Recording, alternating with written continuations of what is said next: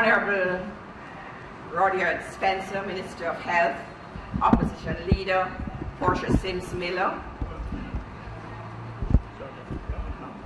Dr. Alison Leacock, CMB, CBMP Director, Mr. Bruce Bowen, President of Scotiabank, other distinguished guests, my friends and colleagues from E for Life, ladies, gentlemen, and children. A few weeks ago, Prime Minister Bruce Golding and Opposition Leader Portia Simpson signed a unified declaration of commitment to eliminate stigma and discrimination and gender inequality affecting Jamaica's HIV/AIDS response. This is an important milestone as a united, purposeful commitment from our leaders can at least continue the conversation about stigma and discrimination and gender inequalities. We have to continue to talk about these two population ills. Discrimination and gender inequalities can have negative effects on our national program as it tries to deliver to people like me infected with HIV treatment, care, and support. Testing is an important tool of any HIV program. It relates to all the components of the program. It is through testing that we are going to identify the nearly 30,000 Jamaicans who are estimated to be infected with HIV and have never been tested. As in any chronic illness, it is always better to detect HIV early so that treatment, care, and support can begin. This will also help with the spread of the HIV infection and as such become an instrument of prevention.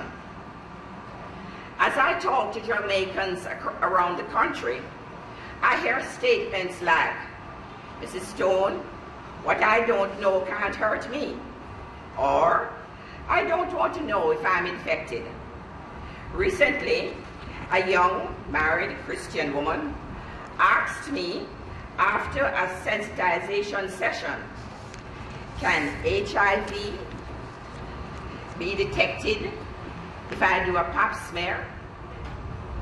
I believe that the fear of knowing your status is directly related to the level of stigma and discrimination that is present in our environment, in our homes, our communities, our churches, and sadly, even our healthcare system.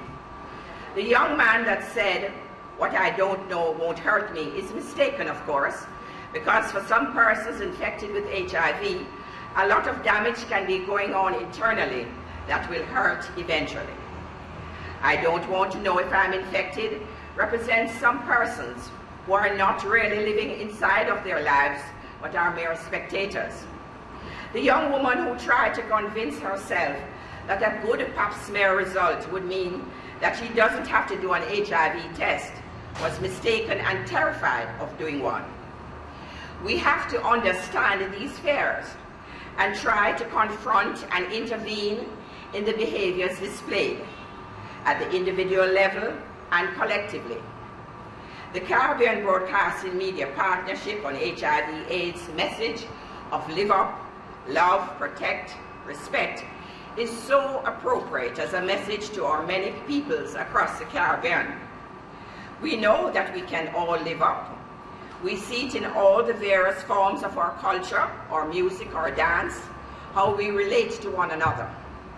Much of this culture is vibrant and creative, but a lot of it does not have the empathy for one another that we should have.